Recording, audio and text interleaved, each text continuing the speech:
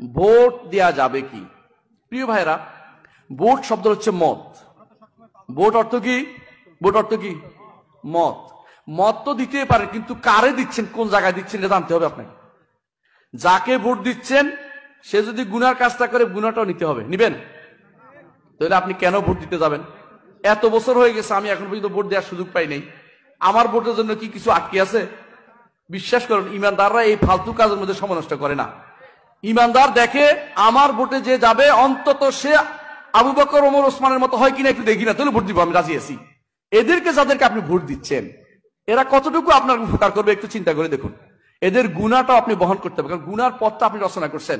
এদের ওখানে যাই শিরিক করলে শিরিকের কাজটা আপনাকে করতে হবে। ওখানে মাথা ঝুঁকালে, ওখানে যাই কোনো বলে আমরা গণতন্ত্র প্রতিষ্ঠা করতে এসেছি, তখন কোনটা প্রতিষ্ঠা করছে এখন বুঝে দেখেন। কি গণতন্ত্র কি কুফুরি না? গণতন্ত্র কুফুরি মতবাদ। ইসলামে কোনো ইসলামী গণতন্ত্র বলতে কিছু নাই, এটা ফালতু কথা।